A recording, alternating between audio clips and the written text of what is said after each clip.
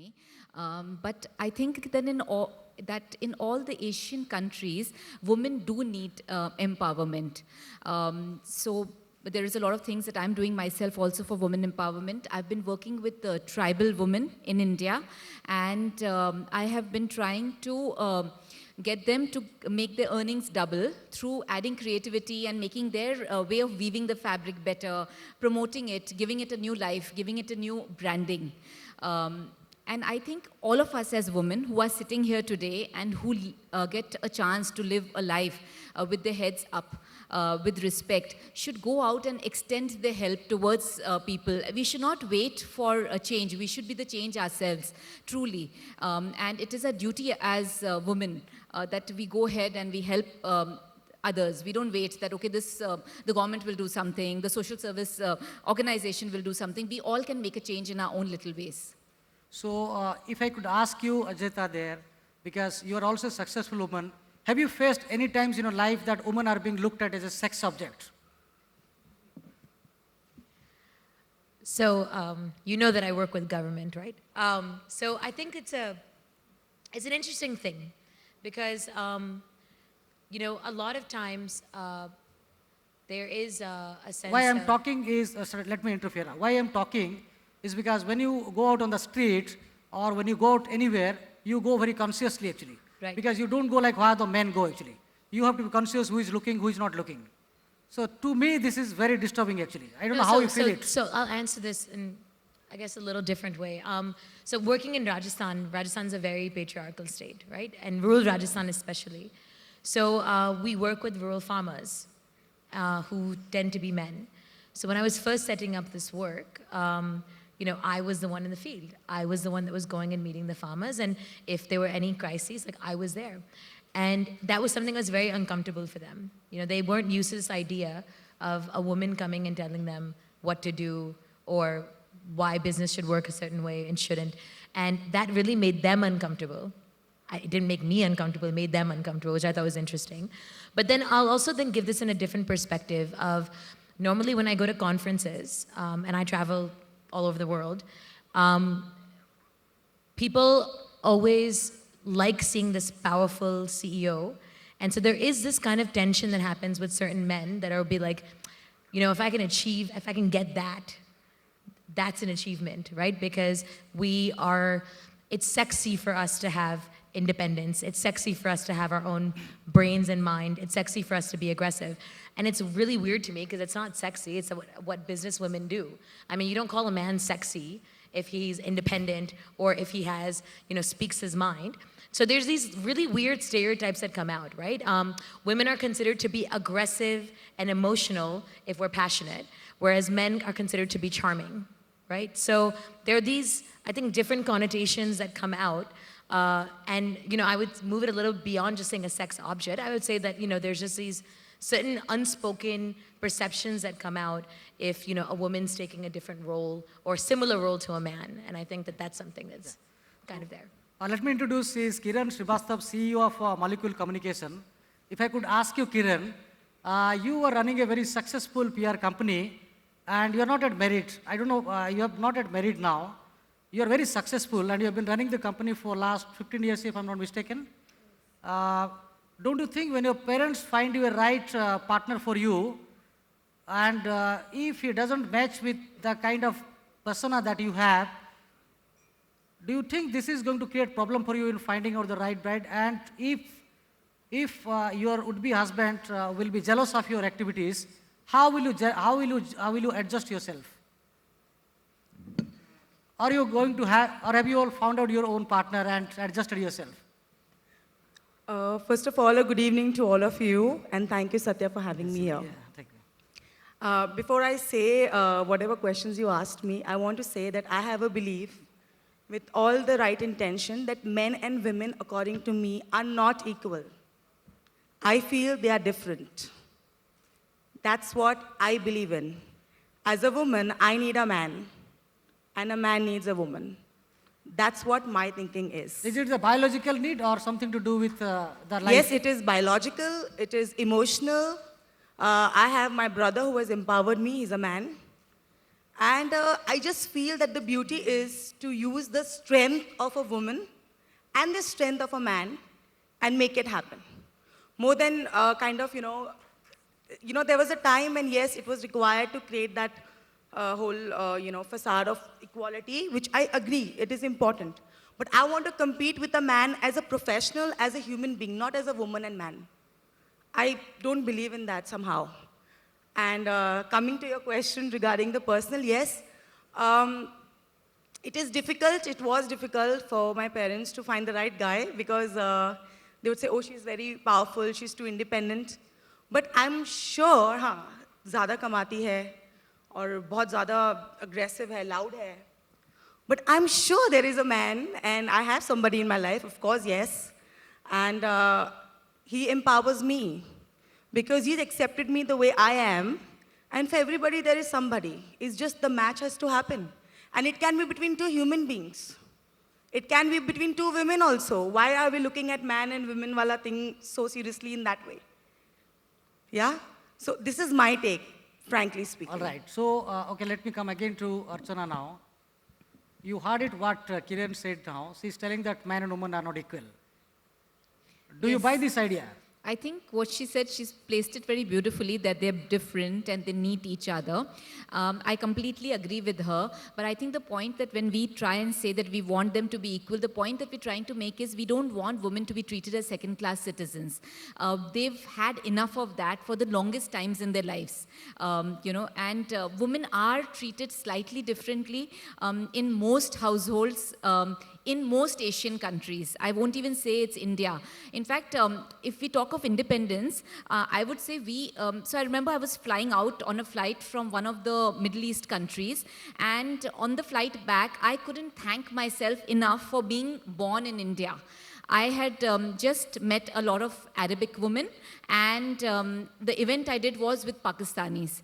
So I, on my way back, after all my interactions, said that, we sit here and we criticize India and we say this is not right and that's not right and we need this. But our country has yet given us so much more freedom than a lot of Asian countries around us have. So I couldn't thank myself that I was born an Indian. So when we compare ourselves to Asian women who have lesser than us, we are better off. But what we are trying to say when we say equal, it is that we need to not be treated like second-class citizens. We are as good as everyone else. Yes, we do empower each other. Beautifully said. I really like the way she put it. But we need to be treated equal. We good, yeah. I deserve it. completely agree with you. Just tell me something. When we want to get our work done, a lot of times in meetings and all, we are very polite and nice to everybody when we are talking. But the same thing, if you do it in a very aggressive manner, it really backfires. Everything has a time. As I said, jab we wanted to get freedom, we had to fight and do all the andolans. But a lot of things by talking and communication could get sorted out. What I feel, you are absolutely right. Yes, equality in terms of as human beings, yes, the girls were treated differently. It's changing slowly. But the backfiring of that is that a lot of women have misused that, unfortunately. And that has led to a lot of the male people thinking, okay, she's acting too smart. बहुत women empowerment है, चलो अभी देखते हैं. So that approach is what my problem is.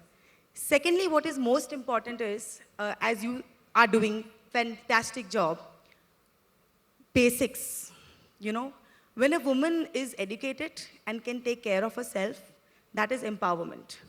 Instead of first shouting for equality in that sense, there is definitely a way, like what you did in the rural village, that you said the panchayat, the sarpanch was going to the lady to ask, कि आप बताइए कहाँ पे क्या है. एक तरीका होता है हर चीज़ का, हर वक्त पे. अभी वो backfire कर रहा है. So what I was saying, what you were saying, right, exactly, the Arabic women, basics, education. The moment the woman is independent and can take care of herself financially, is when she'll be empowered and she wouldn't have to scream on top of her voice saying equal, equal, equal. So true. Yes, go ahead. Yeah. Okay. I want to make sure I phrase this in a way because I kind of agree, but I kind of disagree.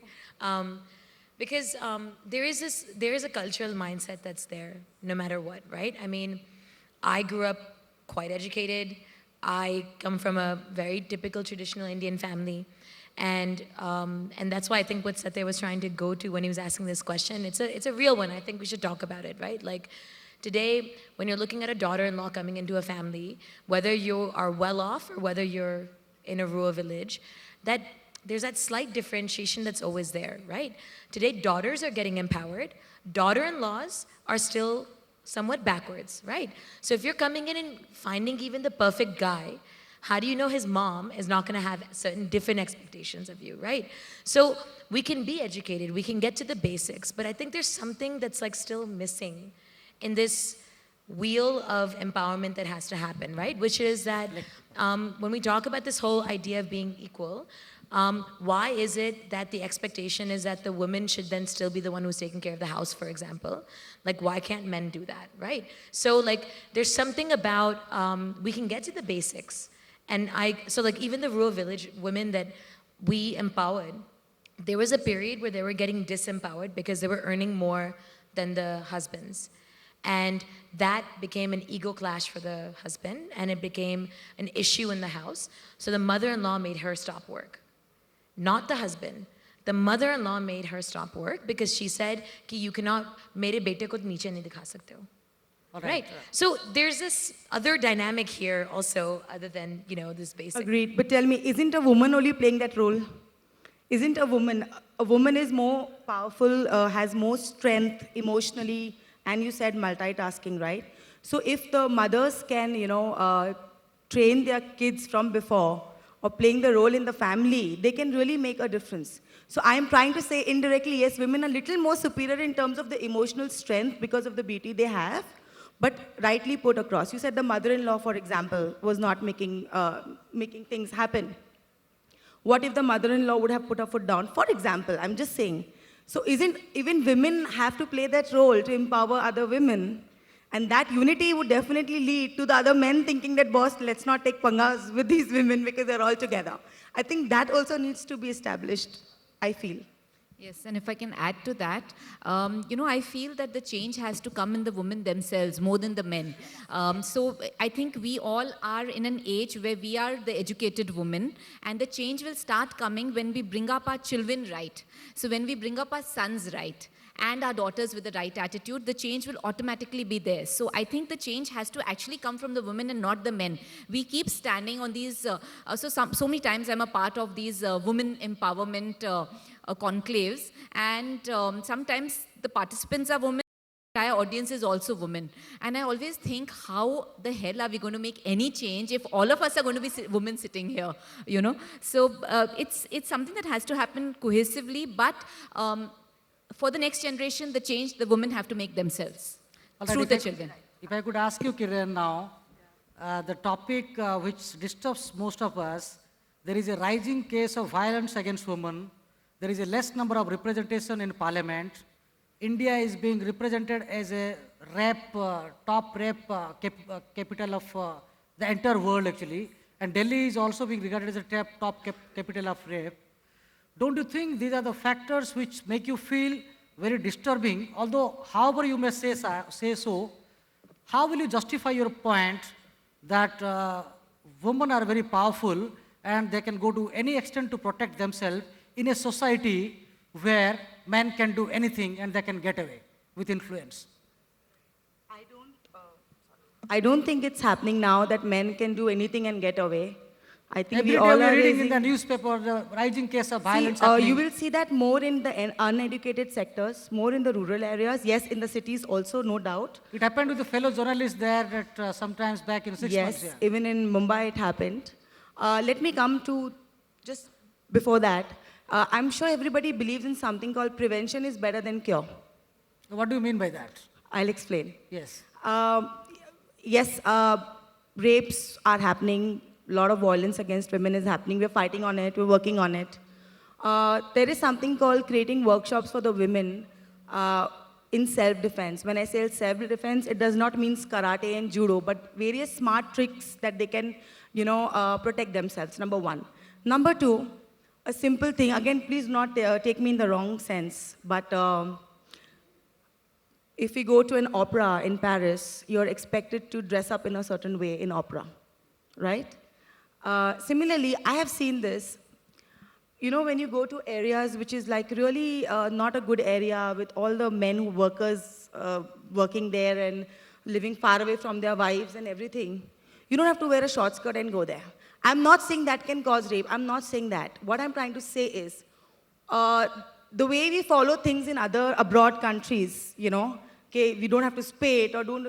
If we just be little careful with like ensuring our mobiles are charged on time and we can reach out to people on time and there are helpline numbers. So you are trying to indicate that women should dress up properly. It's a very provocative statement you No, made. no, no. I'm not Women saying should wake dress up properly. I'm just saying we can wear short skirts and go anywhere. Please don't take it in the wrong sense. What I'm trying to say is being independent and powerful does not mean to go in the wrong way and just in that sense I'm trying to So say. why not educating the society itself? Yes, educate the society.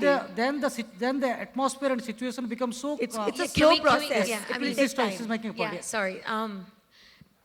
The reason why I'm cringing when I'm hearing what you're saying is because going kind of back to like when you go to like Dubai or anywhere, they say that you cannot wear capris or shorts or skirts, and even in the mall, because it's provocative, right? So no, but the boundary or the premise is the same thing, right? The premise is that the girl should not walk down the street where those men are in a skirt because she's inviting danger. But the reality is that if a guy walks around in the streets in shorts amongst girls, are girls gonna run and try to rape him? The answer is no. Like, it's not a thing that happens, right? So what is it that we've created in society which we've allowed that men can kind of listen to their, like, whatever, inner body and react, and it's okay, right? And that this woman should change the way that she's dressing or what she's doing to prevent this from happening. There's an education angle that really needs to come in where you're telling essentially younger boys that women aren't objects, that you can't just listen to your body needs and pounce. And this is where the unequal question does come in, because men tend to be stronger than women, just on a body perspective, like their weight and their might. So, But we have also seen women wrestlers actually. sorry? We have also seen women wrestlers excelling in their field. Women wrestlers. No, true. But I'm saying that if you think about, like, take anywhere in Rajasthan or any state, right? I mean, So you are essentially saying- if you are one essen- guy is surrounded by 10 women, right? The chances of him coming out are higher than one girl being surrounded by 10 men. This is what we've seen generally, right? So the point is, don't spend time educating those 10 women about how to dress. Educate those 10 men that they're not allowed to pounce, right? That's the reality, right? I mean, that's like the base that we should be kind of creating. as a That's true. society. That's what I said, to not take it in other sense. It is a process. It's a slow process. What I'm trying to say is we just have to play as it goes and not be stupidly independent at times, which could put us into trouble. I'm not saying you cannot dress the way you want. It is unfair to tell women don't wear shorts and capris in a mall. That's stupidity, according to me. But what I'm trying to say is that to get the change, it will take time. In the meanwhile, while the men are being educated not to pounce on the women also needs to get educated how they can take care of themselves, not just by dressing, but even by self-defense or many other ways, and how to reach out. Simple things. Keep your mobile charged.